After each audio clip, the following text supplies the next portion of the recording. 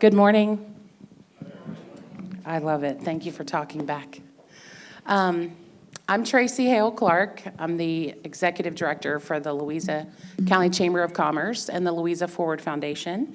And I'd like to welcome all of you this morning to our EV Charging for Your Business Forum with Rappahannock Electric Cooperative. And thank you all for coming out this morning. I have a few people that I want to just thank. Obviously, the Louisa Arts Center, the Executive Director, Karen Welsh, who's in the back, and Alan Grummett working the sound for us this morning. Thank you so much. Give them a round of applause. It's a great venue to do this sort of stuff. We also have some members of our board of directors for the Louisa County Chamber of Commerce. We have Melanie Baker and John Pope, who are both directors on the board that are here. Just give a little wave. Casey Hollins is here. She's a secretary for our board. She's also the managing director for communications and PR with REC. And then we have our board chair, who is also the CTE director at the public schools, Bo Bundrick, with us. Thank you so much. We also have Cindy, well, now I can't see who's in the audience. Sorry, whoops. Cindy King, I know, is here from the Louisa County office. There she is in the back. So thank you. This morning, I just want to remind everybody about the flow of this morning. We have three distinguished guests with us this morning for Rappahannock Electric Cooperative. They're going to provide some great information. They are local and national energy experts. We're really excited to have them here, and REC is leading the way in EV charging, especially here in Louisa. We've been working with them for several months to bring EV charging into Louisa and into the town. We're really excited about the progress that we're making with that. So with that being said, please silence your cell phones. And I want to just introduce our guests. First and foremost, in the middle is John Hua. He is the president and CEO of REC. Then we have Peter Mahoro. Did I say that right? I hope so. Chief Strategy, Technology, and Innovation Officer. And then we have our moderator this morning, Tracy Steiner, who is the Chief Engagement and Consumer Officer. And I do want to make one other mention about Peter and John. They are leading an IT services wholly owned subsidiary of REC called Brillet. And I'm sure we're going to hear a little bit about that this morning as well. So with that being said, a round of applause, and I'm going to turn it over to them.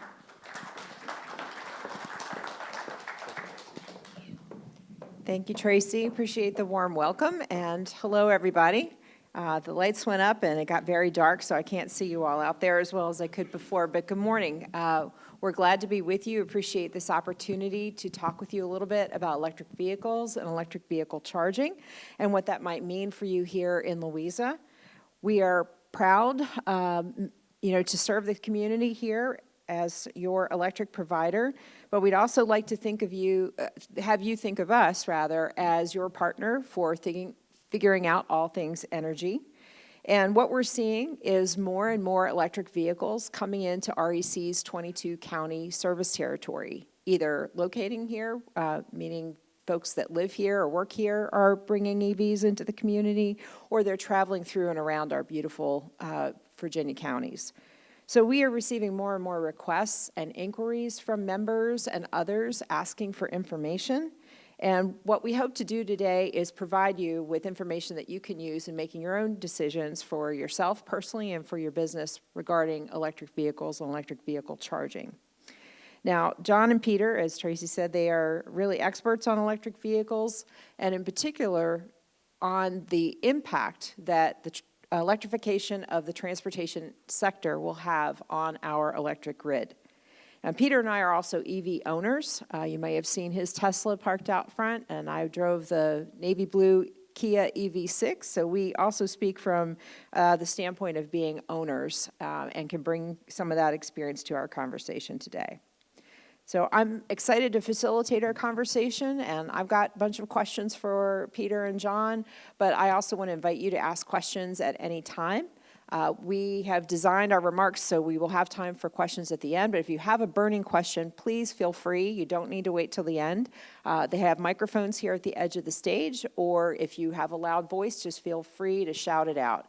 I might need you to wave a little bit to get my attention because it's a little hard to see out there, but as my eyes adjust, hopefully I'll be able to see your hand if it's raised.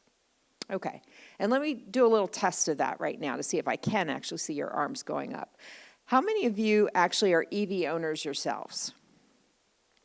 Okay, 1, 2, 3, 4, 5. Okay, we've got 5 folks out there. How many of you have at least ridden in, or maybe you've driven an EV before? Okay, a lot more. And how many of you think this is all a bunch of hype and it's all going to go away? Hey, all right, one honest person out there. Okay, well, great. There is a lot of information. There's a lot of advertising. There's a lot of talk, basically a lot of hype about EVs. And so I'd like to start with John and ask him to sort of break down some of the real basic information, make sure we're all on the same playing field here in terms of knowledge and kind of cut through that hype a little bit. Well, thank you, Tracy, and it's really a delight to be here this morning. Peter, looking forward to our conversation. We'll try to keep this as conversational as possible and really get to the heart of the discussion and really kind of what REC is doing, what our forecast looks like for electric transportation and how we are going to and are stepping up to what I see as a wave of tremendous opportunity, but also tremendous challenge for the grid at large, right? The distribution grid, our transmission network, as well as generation. So hopefully we can dive into some of that as well. But, you know, with respect to electric vehicles, and one of the things we've done at the co-op, you know, today we serve about 175,000 member owners across portions of 22 Virginia counties. We're operating just over $1 billion, about $1.2 billion in assets. And we are maintaining about 18,000 miles of infrastructure. So it's really incumbent upon us to know what are the implications for the grid. And that's an area we've really, I think, stepped out with respect to the electric co-op network to really do some deep dive analyses on this to make sure that we understand what can the grid handle and how do we make sure that we are the expert for our consumer owners, that our system is there and ready and capable, that we are on top of reliability and resiliency, and that our member owners get the best out of EVs, right? They get all of the functional benefits, and you see the features and the performance, which has been extremely impressive, what's happened with the major autos on performance for EVs. We know there are annual energy cost savings opportunities. There are sustainability opportunities. There are a lot of opportunities with respect to EVs, and we want to make sure that we bring that to light, right, for our member owners. Vice versa, a grid that's not prepared and a utility that is not poised well could disappoint, and we want to make sure that we avoid that. So with respect to our look at the wave of EVs, and as I've spoken about this with utility audiences nationally, I've really kind of poised and postured the question to utility audiences that you've endured the heat wave, now are you prepared for the fleet wave? And that's really kind of a play on how we've planned and designed the grid over the years. Because things are changing, and Peter, we're going to get into some data analytics discussion that's driving a lot of this, right? But with respect to EVs kind of nationally, right, the United States has passed the really milestone 5% tipping point on new EV adoption in terms of new vehicle sales. I think we're closer to 6% now, right? And that inflection point has been seen globally as the beginning of the real acceleration, if you will, of EV adoption. We have been tracking more than 50 new EV brands that are introduced or intended to be introduced into the market within the next 4-year time frame. I had studied alone, I believe, that light-duty trucks, there may be as many as 10 light-duty trucks in the market by the end of 2024. And that's an area we're going to need to discuss a lot, right, for our rural service footprint and what it means for charging. So those are just kind of some background kind of data points. With respect to charging infrastructure, Peter, I know we're going to talk a little bit about level 1, level 2, level 3 charging, right? And I know there'll be some good examples there, but you know, a lot of member owners and a lot of our consumers might think, well, they'll just plug this in like any other appliance. You know, to a certain extent, that can be achieved, right? However, those charge times are really, really extended, right? If you take, for instance, the Ford Mustang Mach-E, I believe it comes with up to about a 90 kilowatt-hour battery, right? To level set, our typical member, owner, consumer consumes about 1,300 kilowatt hours a month. So that Ford Mustang has a 90 kilowatt hour battery. And if you were to, and it'll carry that vehicle about 260 miles. If you were to, let's say you needed a 50% charge. Let's say you'd gone on a 130, 135 mile trip and you needed a 50% charge. On a level 1 charger, you know, you're talking about a 30 to 40 hour undertaking, right? It's a significant.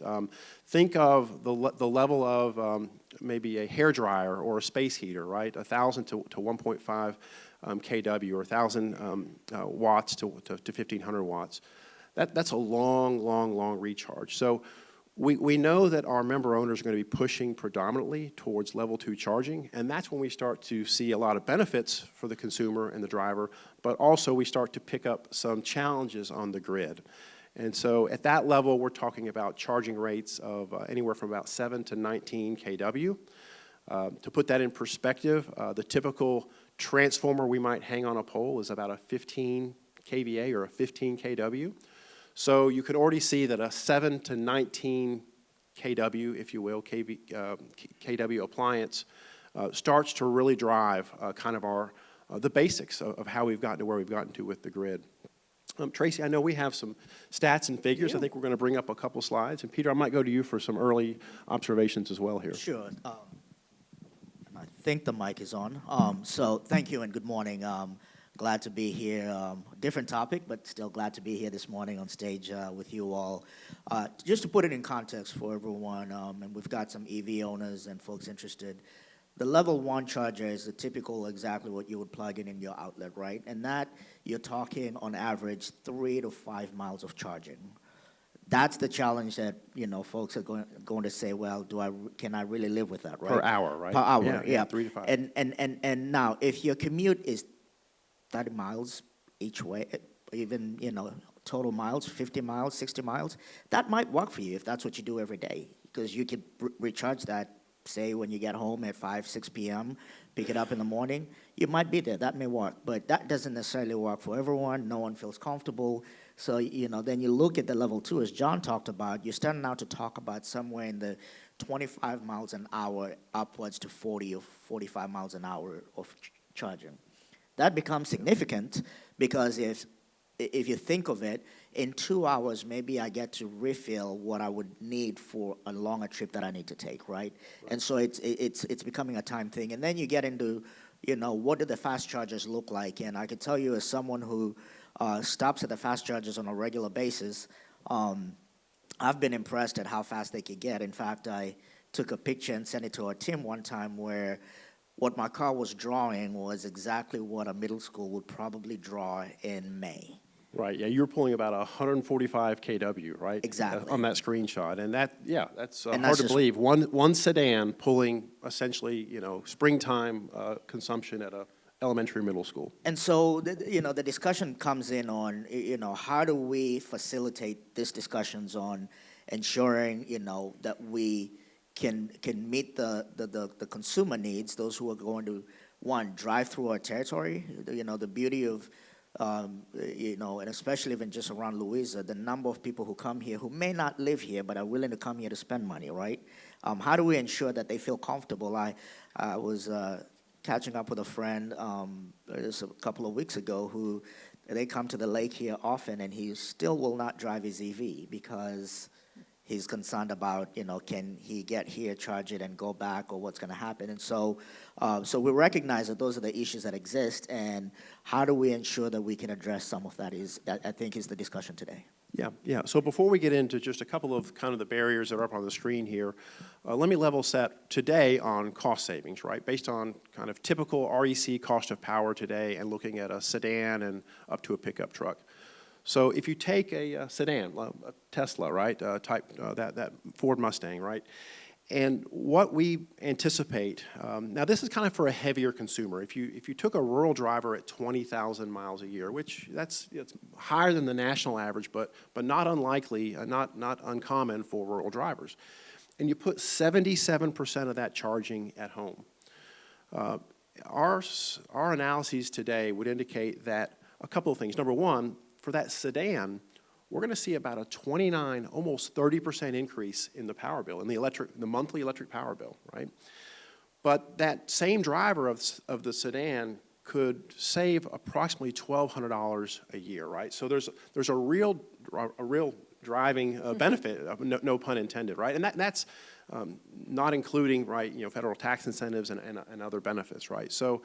So kind of for a sedan driver, we're talking about $100 a month potential in total household energy savings. And that was based on about $3.40 gasoline, right? Now, And John, let me just add on. And I don't have to go get an oil change, because that was the part that really irritated me for the longest, right? I mean, it's just like the things I've had to worry about with my car is, tires and windshield wiper fluids and my wipers, and that's it. That's true, yeah. There's a lot of other thermal issues that aren't there, In 3 right? years Yeah. of driving that car, that's the only thing I've had to fix. Yeah, great point. Let's take that to the light-duty truck, right? Kind of keying off of, let's say, a Ford F-150, maybe the Silverado that's coming out very soon here.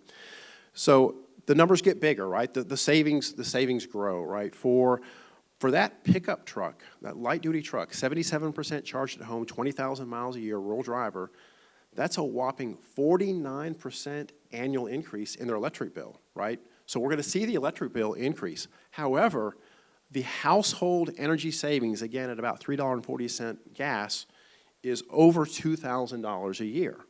So this is where the real win-win comes through, right? REC is positioned well under the right conditions with the right planning to make that savings a reality. Now, I believe that some of this investment in the grid will drive up some of those energy costs, but we've also seen a lot of volatility in fuel pricing, right? Gasoline pricing. So, Tracy, you want to go now to the screen, and we'll talk a little bit about kind of the information that we have up on the screen about charging. Sure. No, this is very small, so we'll test your eyesight here this morning. But we will be happy to make these slides available. This is a slide from the Smart Energy Consumer Collaborative. So this is an organization that we are a part of, along with many utilities across the country, that really aims to understand consumers' behavior, their issues and concerns, and their use of different types of energy technology. And what you see on the slide is the top 5 barriers to purchasing an EV. All right, so this is a random sample, over 1,000 people. The number one, 50% of them said, I'm concerned that the battery will not have enough range to get me where I need to go. Case in point, I'm an EV driver. I went to Home Depot yesterday because I only had 165 miles of charge on my vehicle. And I thought, well, I live in Fairfax County. It's 90-some miles to Louisa. I need to then go to Fredericksburg. And I'll have the heat on. So the heat degrades the use of the battery because there's no thermal energy coming off of a combustion engine to warm the car. So you have to run the battery harder to get heat for your vehicle. I stopped at Home Depot. I thought I'll buy flowers while I'm there. $200 and 40 minutes later, Right. I came out of Home Depot, but my car was charged and ready to make the drive Right, here. now that was not your electric bill for charging your vehicle, right? That was just your Home Depot That was my tab, Home right? Depot Okay, bill. got it, Yeah. got it. So again, range is a real concern for people. The others up Tracy, there.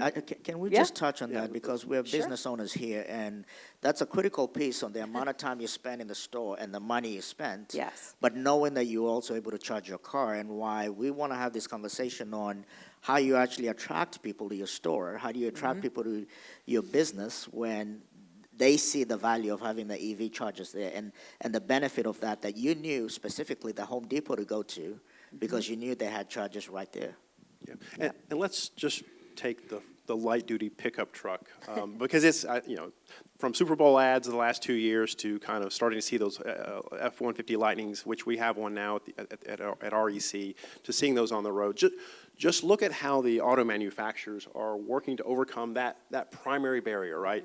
Now, keep in mind, we've got globally, I think S&P had indicated over nearly 650 billion planned globally between now and 2030 through major auto manufacturer investment in the conversion to EV production, right? So well over $500 billion going into this market.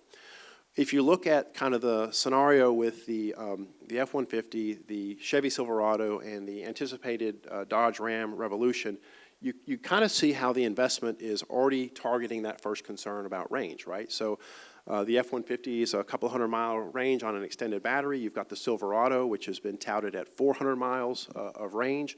And now we've got the Ram Revolution, which is still more than a year off, but I think much anticipated, with a commitment from Ram that it will come in at 500 miles range for that vehicle.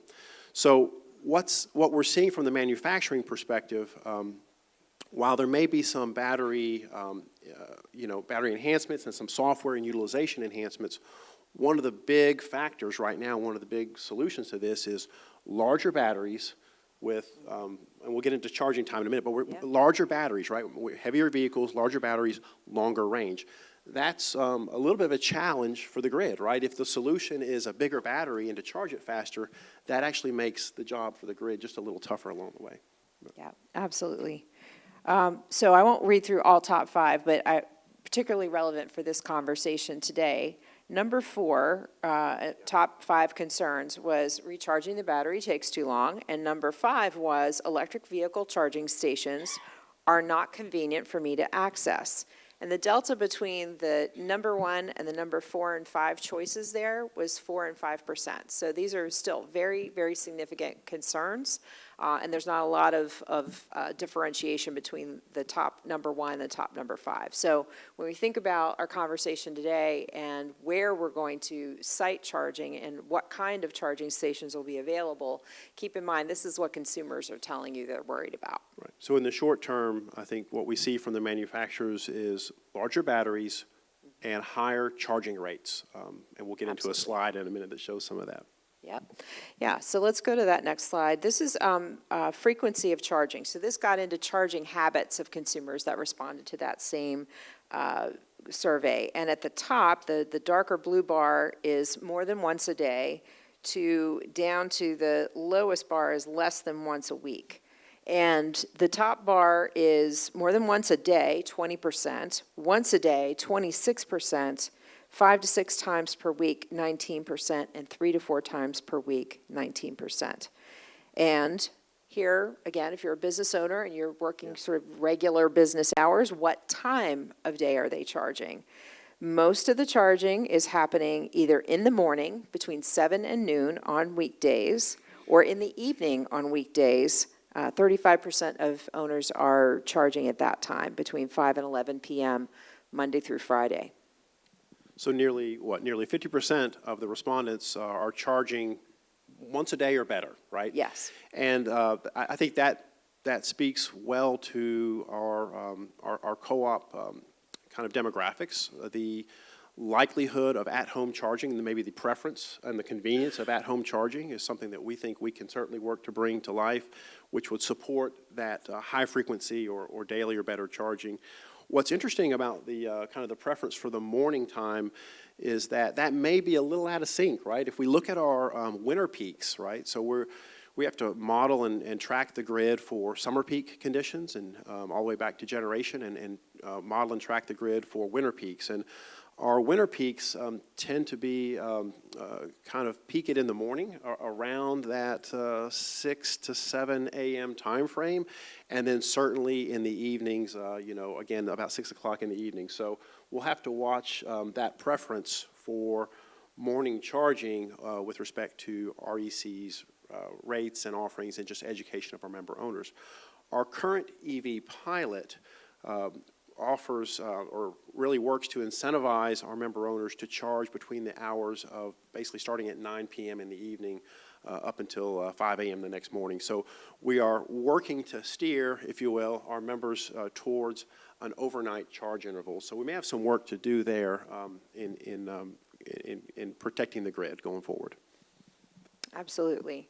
I would just sort of add to that, for those folks that aren't like energy nerds like we are, peak is the highest use and also typically the highest cost. So that's why, we would like to encourage charging, both for the benefit of the consumer who is charging the EV, but for everybody else on the system as well to shift their use to off-peak hours. And we're trying to find some incentives to do that. Let me share a little bit about desired locations for public EV charging, and then I'm going to ask Peter to talk a little bit more about what we're doing to prepare in terms of offering programs, services, and rates for EV enthusiasts at REC. So again, very hard to see, but this is basically a bar chart with, on the left-hand side in the green, the general U.S. population surveyed about where they think the most desirable locations are for EV chargers that can be accessed by the public. And on the right-hand side in the blue are the opinions of EV owners themselves. This one is a head-scratcher for me, but gas stations is the number one place, which I don't know about you, but I spend about 10 to 15 minutes at the gas station. Even a level 3 fast charger is not going to get me what I need most likely in that time frame. So is this just a habit? Is this a kind of the response of just kind of what's been convenient? I mean, where would I get my Mountain Dews and my beef jerky, right? If I Right. didn't go to the gas station. Right? Yeah, I mean, maybe Right. a few more minutes to browse the snack aisle, but that one, again, doesn't make a lot of sense to I me. don't know. The food at Wawa and Sheetz has started tasting real good It's for good. me lately. Okay. Just saying. Well, I've already disclosed my unhealthy dietary habits, right? Yeah. So the second choice was near my home, and that was particularly more acute for the EV drivers. But they also want to see it along the highway, in residential neighborhoods, and 10% of EV owners would like to see public charging at retail stores. 8% would like to see them in central locations downtown. And then also another head scratcher for me at car dealerships. 9% of EV owners would like to return to their car dealership. And as Peter mentioned, EVs don't take a lot of maintenance. There's tires, brakes, windshield wipers, that's pretty much it. So, I mean, I don't have a bad relationship with my car dealership, but I also don't have a burning desire to go back to them. So anyway, like I said, I think some of that, what you're seeing there is a response to what they know about what's available, and again, force of habit, thinking about a gas station. Yeah, I mean, I could see the gas station groupings here over time convert to retail, right? If it's Yeah. other than in your driveway or garage at home, I could see it really transitioning to that spot opportunity at a store you're frequenting. Yeah. So Peter, we mentioned it a little bit. Let's dig in a little bit into Vividly Brighter Charging. This is a new suite of programs and services that have been launched under Peter's leadership at REC. And as John mentioned, we are offering an incentive to EV drivers. This is a second year of a pilot program that we are running. This is to incentivize EV chargers with a credit for charging off-peak. And we're looking at other services too, including right here in Louisa, we have an exciting pilot to help those communities and businesses that are interested in connecting EV charging infrastructure to help walk them through that process. So Peter, can you talk a little bit here to our audience today about what they should be thinking about if they're interested in installing EV chargers at their business, maybe some tips even about what not to do or as much as what they should do, and why should they call REC?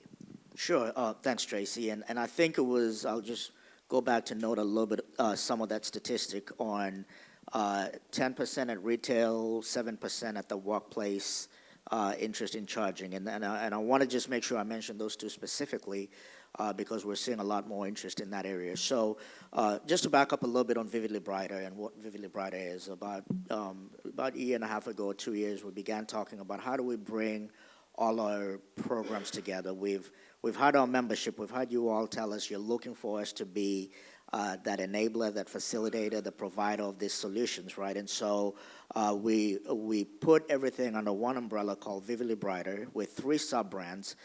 Vividly Brighter Solar, I don't have to go into much beyond that, but we've taken the perspective that while you may have heard some utilities are anti-solar, we think we'll need it all in the future. So we encourage our members to consider it and work with us to get solar either at your business or your home.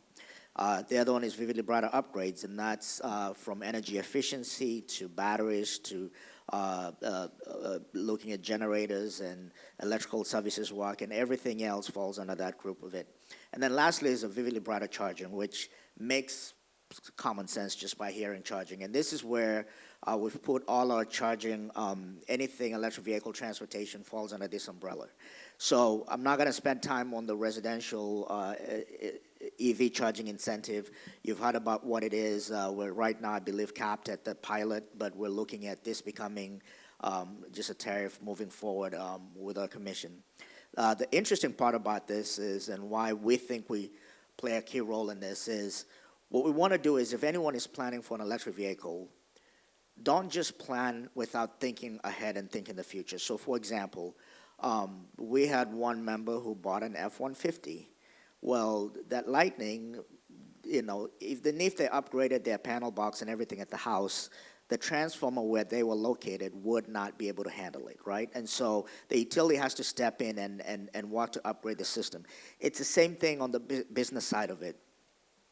If you're looking at, we had a school, for example, that, bought 2 electric buses, and they were going to do 2 charges, and we said, well, have you considered maybe doing the work ahead of time, preparing everything to maybe accommodate an additional 5 or 6 more buses, because it may not be next year, but it may be in the next 3 or 4 years that you might consider this. And the reason why I'm pointing this out is because it's important enough for you to consider calling us to talk about this. We've got some energy experts, electric vehicle experts who can help you walk through your thinking on what you would like. And so there's that piece of it of where if you're a business, for example, and you want to put chargers on your site, there are several ways you could go about it. One is, either way, we encourage you, first call us. Work with us so that we ensure that the infrastructure at your location is capable of being able to handle this. The other piece of it is if you just want to do it by yourself and you want to provide it as an incentive to your consumers, we'll work with you on how you approach it. If you're doing it for your employees, workplace charging is becoming more and more of a big thing where people are interested. If I'm going to work, I could plug in my car. That's an option, and you could do it as well. We encourage you to call us so that we plan and help you, because the amount of work that goes to prep for one dual port charger, for example, is not that much more to plan for 2 or 3 more of those. So you're doing the same work. Maybe we just have to put a little bit bigger of a transformer, but we can plan it a little bit better than you calling us a year later and saying, hey, we're adding more, so now we have to come back and replace more assets. And so we want to make sure we're ahead of this. But the other piece of it that might be of interest to a lot of you is we've taken the position at REC where we believe that anywhere where someone can spend at least 2 hours, 90 minutes to 2 hours, there's an opportunity of us helping to drive people who drive electric vehicles to that area, right? And so, let's take a winery, for example. We know most people who go to a winery will spend at least 2 hours, if not more, at the winery. Well, we've taken the position to say, how do we work with you as the business owner to help you put some charges there, and through our wholly owned subsidiary, REC is a regulated utility by the State Corporation Commission. So in theory, we can't own those charges as REC, but our wholly owned subsidiary can actually own those charges, where you as a business owner does not have to get into the installation, the capital expenditure, the O&M that comes with it, and any of that we can maintain it all through our Vividly Brighter charging. And so what we encourage you all as you're thinking about this and as you're thinking about your businesses, I know some of you have talked to us already about how we can work together on this. In fact, we just approved the order for the chargers for some chargers that are going to go right here at the Arts Center, and then a few that are going to go down on Main Street, trying to figure out the location that we're going to do this. And we believe that this is a way we as REC can help to facilitate this conversation right here in Louisa and many of the counties that we serve. Yeah, and I'll add to that, Peter, and thank you for describing that. We feel compelled. We spent a lot of time already in investment with our employee team, working to educate our employees. We had an entire workshop with our board of directors focused on the transportation wave. We have 3 board members that are here today. Mark Wood is here with us today, Randy Thomas and Eric Paulson, and thank you to our board members for their support. We've really worked to make sure that our team throughout is well informed on what it's going to take to be successful. And it's very compelling that we need to be in the business, right? We need to have as much visibility of a consumer's, member owner consumer's intended purchasing decision, or to be able to support them in that. And then once that vehicle is rolling and is on the grid, we want to know as much as we can about where it's charging and what the implications are for the loading, whether it be the transformer at the curb or on the pole out front, or whether it be the cables, for instance, in an underground served subdivision. And some of that cabling becomes a critical point for us as we see the propagation and the adoption rates go up. Well, and let me add one more thing, John, and I'm glad you mentioned that. What we found interesting is, as we see this transition into electric vehicles, it could go two ways. One, it could go the way the person who buys an electric vehicle and then begins to electrify everything else, or then they're the ones who begin to electrify everything else and then onto the electric vehicle. As I was driving here and, looked at, Lake Anna tractor, and I thought about, the number of people now who have electric mowers, right? And I know one of our board members enjoys to just sit there and let the thing just cut the grass, and he can control it from, his back Right. porch, right? But what happens is, this is a transition of, as we present ourselves and as your businesses present yourself, what you'll find is there are many other things now consumers will begin to ask about electrification, and that's why we believe positioning ourselves to be the enabler and the facilitator plays a big role in the community. Yep, absolutely. Yeah, I wanted to just go back again, just to kind of highlight for you in pictures, because I think this is one that really does sort of drive home the point that we made earlier about planning, not just for what we see today, but a little bit into the future, whether it's, one chargers, multiple chargers, or maybe it's level 2 to level 3. That bar on the right, the red one, that's the 19.2 kilowatt maximum load from a charger for, say, your Ford 150 Lightning. And the orange one right next to it is 7. So that would be my car, Peter's car. So you see just how quickly manufacturers are responding to these concerns of drivers saying they want it faster, they want more power, more quickly, to get over those barriers to adoption. And Tracy, let's talk about this just for a minute of kind of how this fits into how the grid's been designed and built, right? So the level 2 charger shown in orange is 7 kW. That's about equal to the typical household demand on our system right now. So the level 2 charger, when it's active, is essentially doubling the demand, right?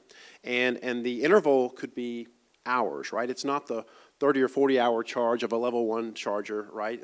That going back to that Mustang, that E-Mach, that's a good example. 28 miles per hour on charge, right? So we're talking about an asset, an appliance that could be running for a few hours or more, hopefully in an overnight window. But at any rate, we're basically doubling the demand impact, the instantaneous impact of that house now with that house and that level 2 charger.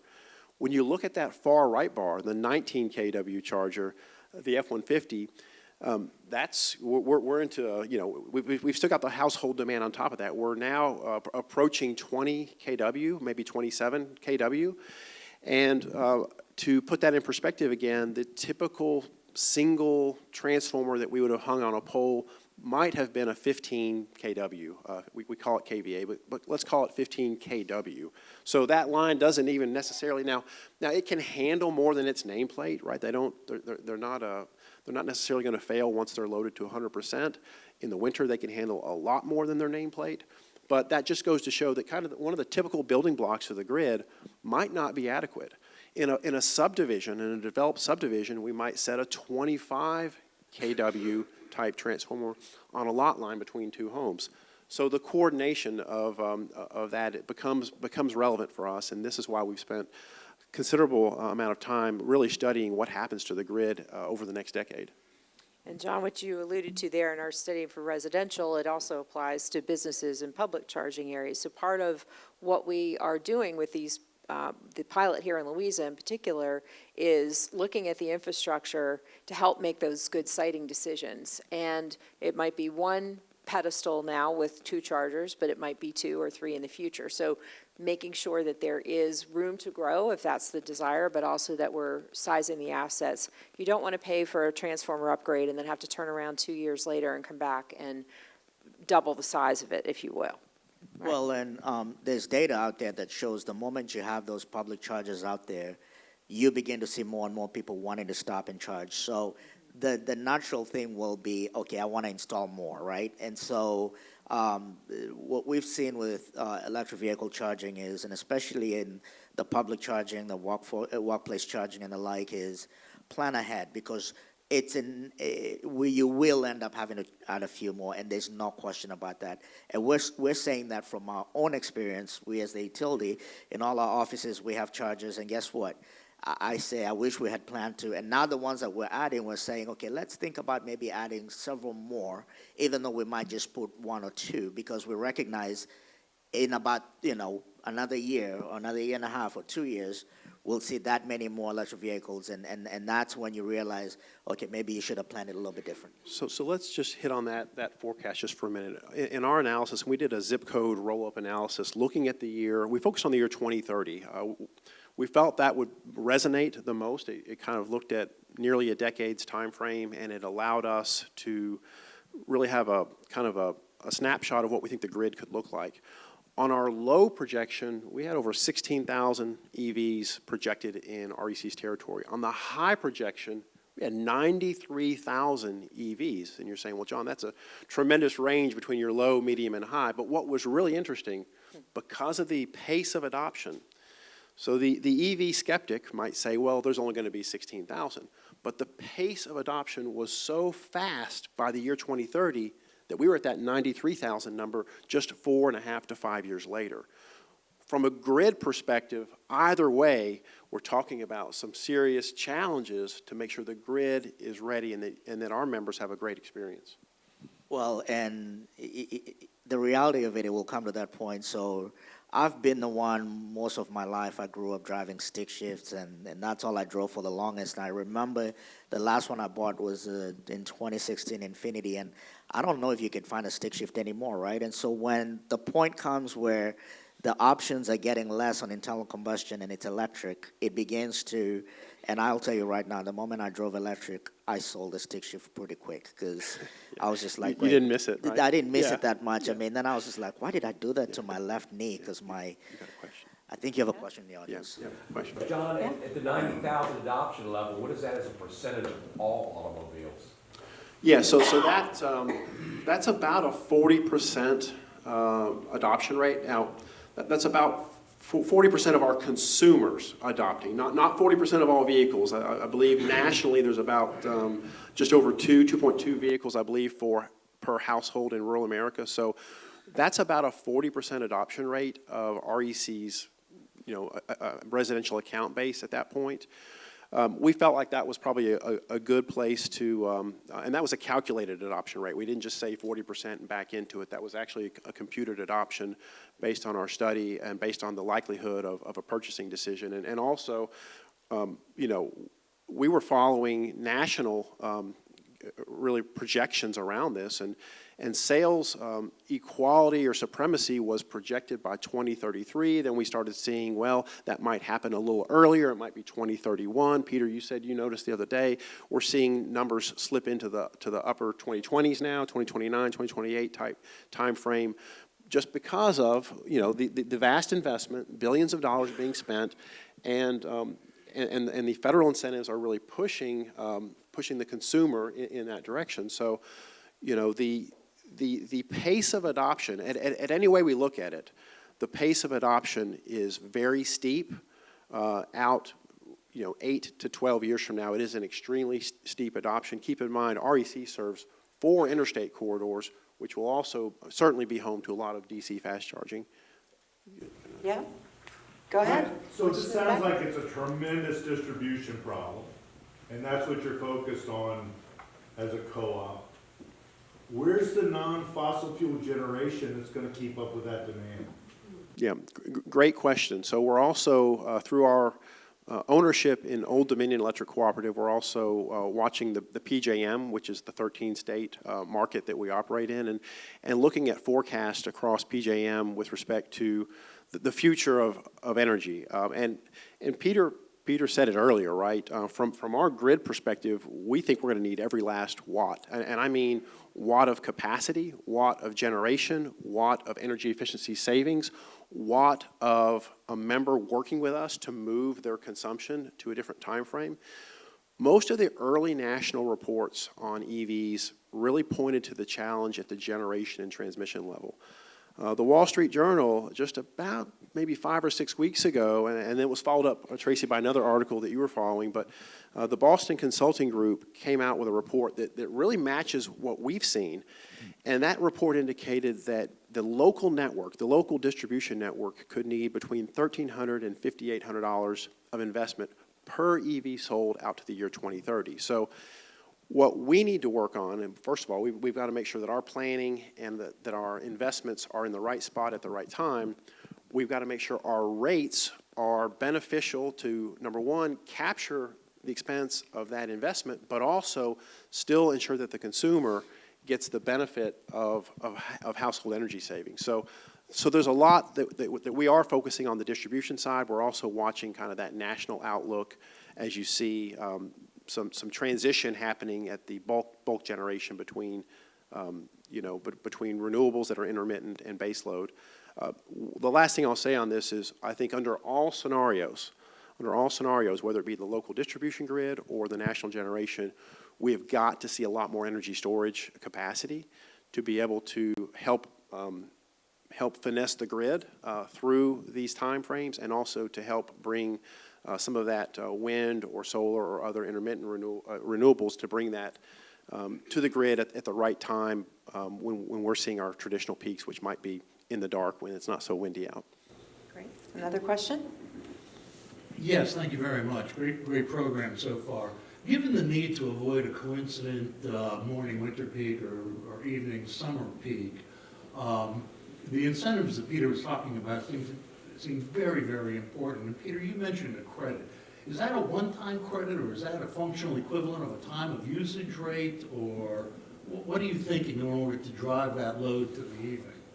Sure, great question. And what our pilot rate today is doing is it's giving you, it encourages you to charge during certain window of time. So it's somewhat like a time of use in a way where we're saying if you could charge between, and I believe Joyce is in the back, so if I get it wrong, she'll correct us, but it's between 9 p.m. and 5 a.m., and then I believe between 10 a.m. and 2 p.m. She gave me the thumbs up that I did a good job. So it's what we do is we give about the equivalent of 200 miles of driving per month, and so about $7 is a credit for it. And we're looking to see, and part of why we did it as a pilot, we're looking to see, is that the most ideal way? Do we need to go back and recalculate it? And so that's something that's in pilot. It's been fully subscribed so far, and we'll be looking at the data to see how this plays out in the future. So thank you so much so far. I just want to give everyone, we have about 15 minutes left, and I know that we have a lot of business owners in the audience today, and a lot of our topic discussion is about bringing EV charging to business facilities and what we're doing. Thank you for bringing up the work that we're doing. I neglected to introduce Liz Nelson, our town manager. We've been working with the town, the chamber, and REC for several months to install EV charging here at the Arts Center. We're really excited about that. I know that there are a lot of business owners here in the audience that also were aware of this and interested in having EV charging at their particular business location. Can you share some details about how a business in Louisa can work specifically with REC as an REC member owner, or if they are not part of the REC community? Could you speak a little bit to that?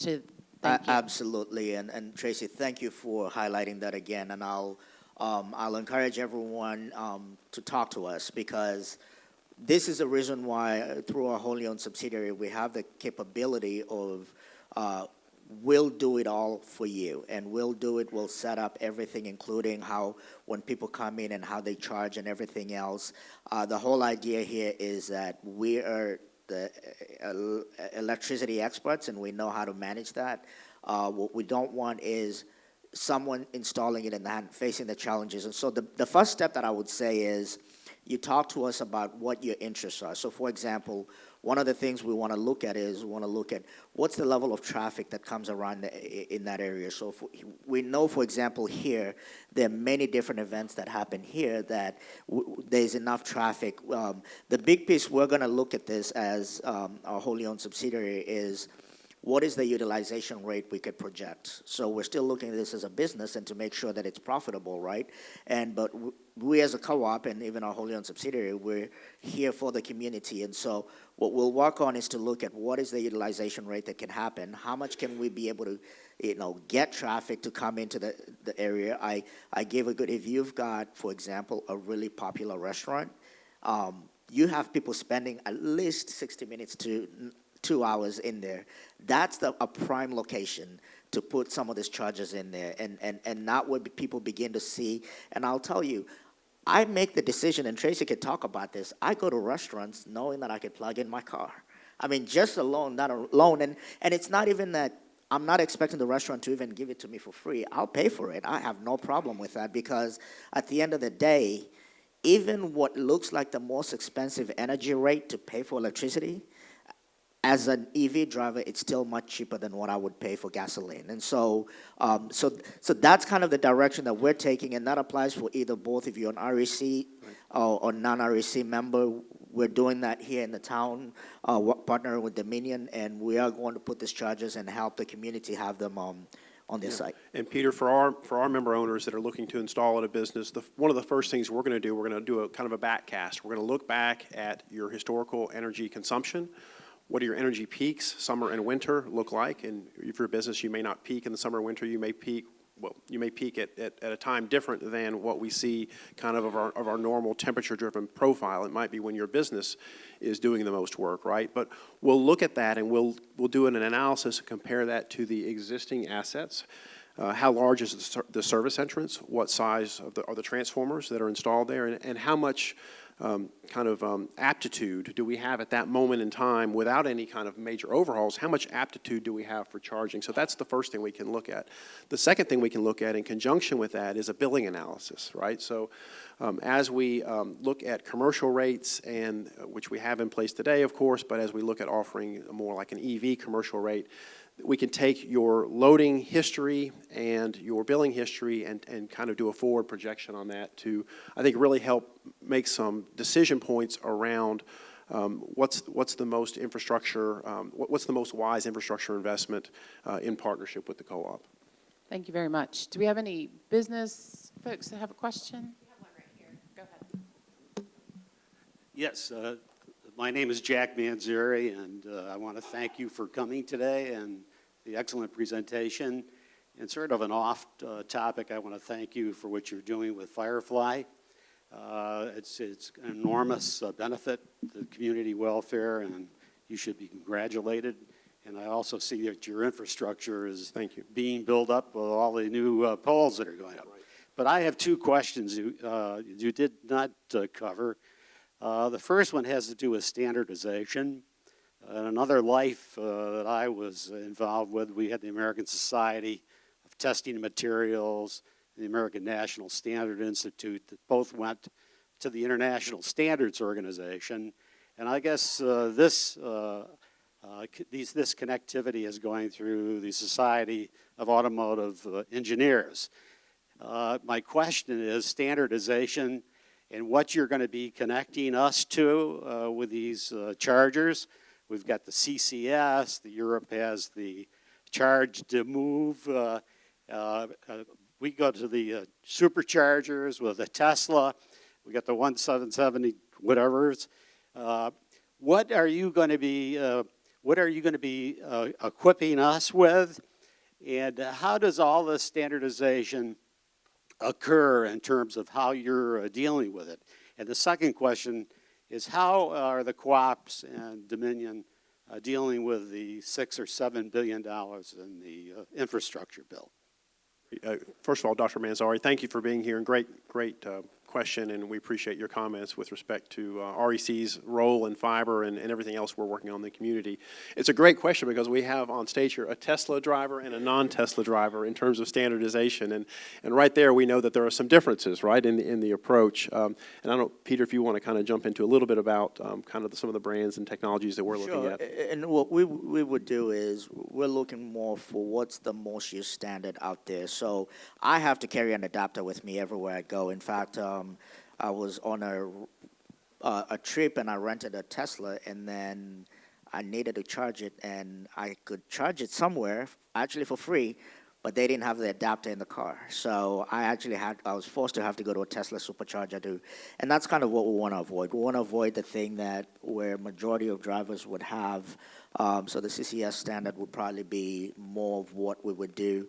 I am more and more convinced that as even probably globally at some point, we potentially could reach some kind of standards of potentially, and I know there are enough people who are working on this to address that, but we would look at more of a more average standard user to be able to charge. Yeah.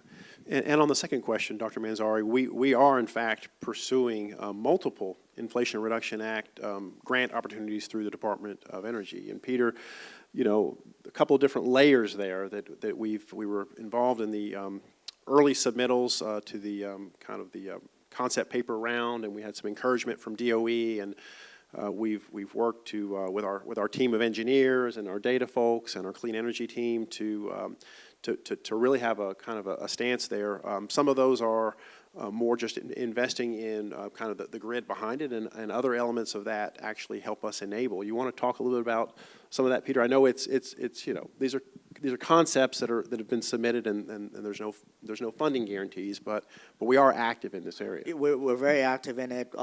In fact, it's an opportunity. Some of the funds are absolutely geared towards utility, and in some cases small utilities. So we know we have a play all the way from looking at, you know, what does the future of metering look like, to what does public charging and also residential charging, and what platforms do we need to manage it, looking at those various things, looking at just traditional infrastructure changing, you know, just structures that need to be upgraded, maybe to a new type of more efficient structure or conductor and the like, and, you know, even looking all the way at, you know, demonstrating how we do things such as microgrids and, you know, batteries and what role those play. So we're, as you can imagine, I can't talk about all the details, but my team has been heavily involved in putting this together with several other departments internally, and we believe it is our role to make sure we do our best to win those funds, upgrade our system. I should mention we have also collaborated with the Commonwealth of Virginia to give some input also on looking at what's called the NEVI funds and the big, you know, highway corridors and the like, and where they would locate those chargers. So we've been involved in those conversations to say, you know, don't just think of the highways, think about, you know, the impact rural has, and as John mentioned, you know, we've got 4 major interstates throughout our territory and a lot of driving that happens within us. And so we've been able to work with the Commonwealth also. As those funds get allocated, we're hopeful that some of it gets into some of our territory as well. Thank you, Peter.